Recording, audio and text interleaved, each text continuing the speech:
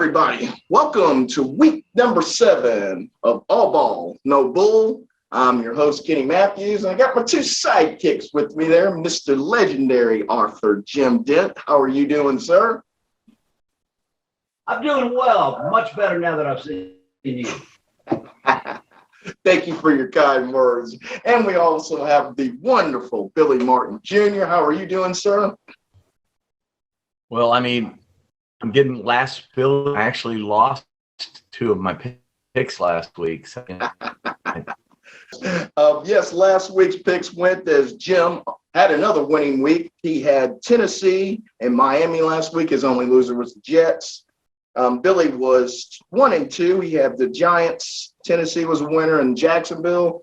And I was 2-1 last week with Baltimore, Minnesota winning and losing on Atlanta. So the season totals are: Jim is 14-4, just on fire. Billy is 11-7, and Kenny is 10-7-1, as we're all still in positive territory. And Jimbo, since you've been the leader of the clubhouse since week 1, buddy, come firing again, buddy. You get the lead off. You know, Kenny, back in the day, they did all the studio TV shows, and they had all this canned sound, and one of the machines was nothing but laughter. Well, go ahead and push the button on that machine, because my first pick is going to be comical to a lot of people. But let me tell you something. I watched Kyler Murray win 3 straight. Count them. 3 straight state championships. Yes, and he actually won 4 back in his day at Allen. I think you're going to see Arizona get on a roll here late in the season.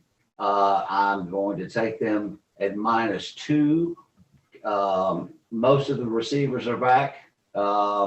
If the coach will just get out of the way, I think I will open with a victory on Sunday. The Arizona Cardinals laying the 2 over Seattle. And Billy, I know your first pick is the same as mine. We're going to go opposite of you there, Mr. Jimbo Dent.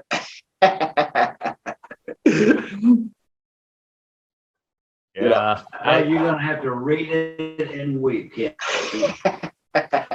Either we're going to make up ground on it, or we're going to give it up, Jim. It's one or the other.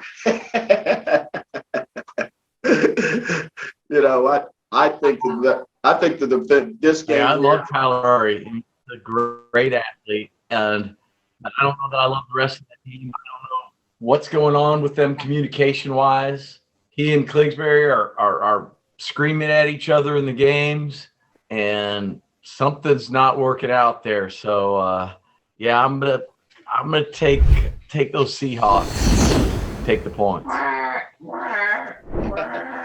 I'm gonna follow that cab that Billy's in. I'm gonna take the Seahawks, and the only reason I'm really gonna take them is because Geno Smith. He's making me eat words every week that he plays now. I am eating a lot of crow, putting a lot of salt and pepper on it. But you know what? He's played extremely well for the Seahawks. And I bet you Seattle is very glad that there's a quarterback in Denver is no longer in Seattle anymore. So I am going to take the Seahawks. So, Jimbo, who was your second pick you got for us? I really like the Tennessee Titans catching 12.5. The odds maker has made some mistakes this football season. And I think that's one of the reasons I'm 14-4 right now. 12.5 points to a team who made it all the way to the AFC Championship game last season. A team that is clicking on just about all gears. The running game is outstanding. Tennessee may just get trampled by number 22 coming between the tackles on Sunday. And I'm just shocked they're getting 12.5, so I'm going to take the Tennessee Titans. I like that pick. I do kind of like that pick, Jimbo, for sure. Billy, who was your second pick? Well, my next one, I'm gonna take the Vikings. They've been playing a little bit better, it seems like, each week.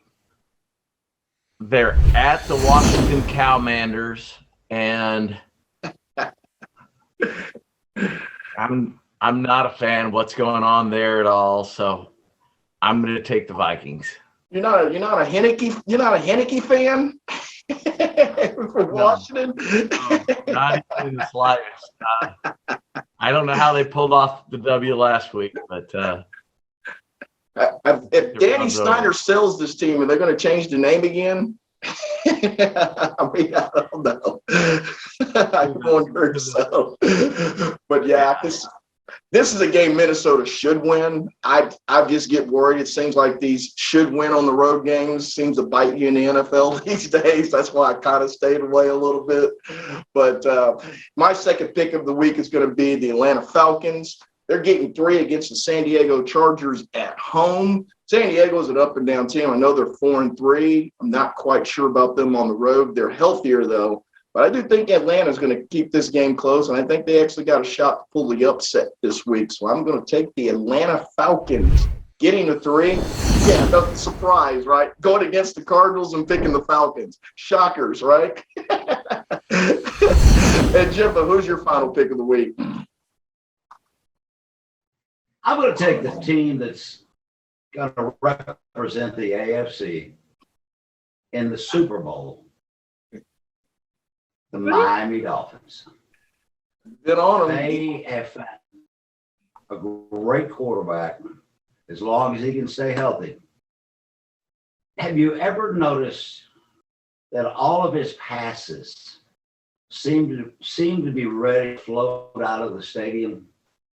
And then all of a sudden they fall right into the hands of the receiver, and the DB's about 7 yards behind him. I love Tua. They're putting together a great football team. I don't know that I like that coach that much. Looks like he should be in an insane asylum, but we're going to go with him here for a while. So my third pick to round out a 3-0 day is going to be the Miami Dolphins. Hey, the Dolphins made some moves at the trading deadline, too, to shore up their defense. I thought that was really big for them this week. They may have the best wide receiver duel. In the NFL. And you've been on them since early. Jim. So I have to give you credit to that. You thought the Dolphins were going to be really good this year, and so far, they kind of backed up your words here a little bit, haven't they, buddy? Yes, they have. Well, I call them every Saturday night and threaten them. Right. So they play hard for me. Yeah, I understand. Hey, Billy, and your last pick of the week will be? I'm going to take Carolina getting 7.5. I like the opening line of 9.5 a little better, but they're at Cincinnati, who's losing a day of rest. They played on Monday, and they played like crap on Monday. So did they play Monday? Did they play? Yeah, you call it that. So I'm going to take the points.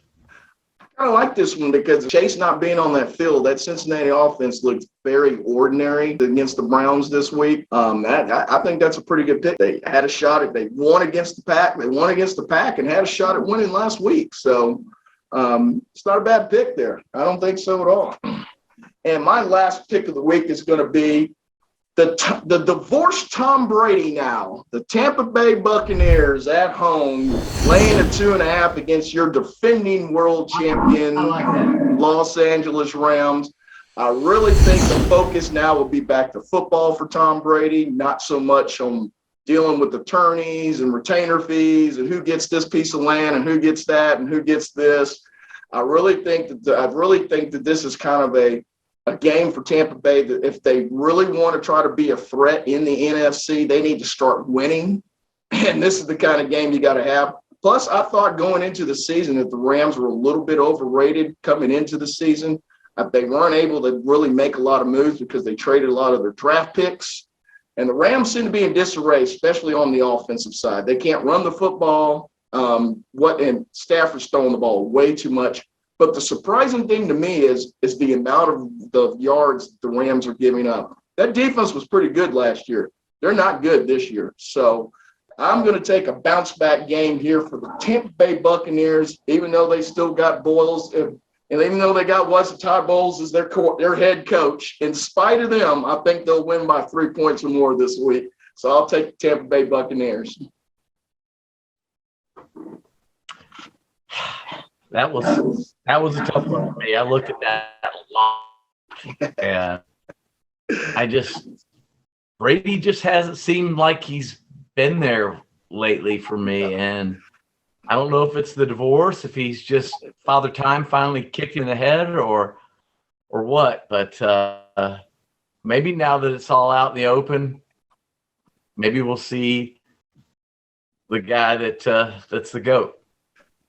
I have a feeling that go ahead, Jim. Good. Yeah. Well, I just have a feeling the guy probably slept. The last couple of days. When you're sitting off the divorce paper, you can feel a little better. Yeah. She's got a big nose and crooked hands. Yeah. So Brady may be feeling better. Yeah, it might be. I don't know. I don't know if I can divorce that, though. It's pretty easy on the eyes. It's pretty easy on the eyes. You look like you're doing okay. I bet that's a rather interesting divorce. I'd like to see what all they're fighting over. I mean, yeah. Let's just say this. How many $1 million and properties and let's just say this. Their divorce proceedings went a lot longer than mine did. That's for sure. Well, hey guys, man, I appreciate you giving me a couple moments this week, man. I love doing this picks every week with you guys, man. I want you to have a wonderful weekend. Jimbo, you get healthy, and I'm praying for you that you're, start feeling a little bit better for next week. Billy, I will talk with you next week also. As man, we appreciate you guys being here on All Ball, No Bull. We'll see you guys for week number 8 next week. Thanks so much.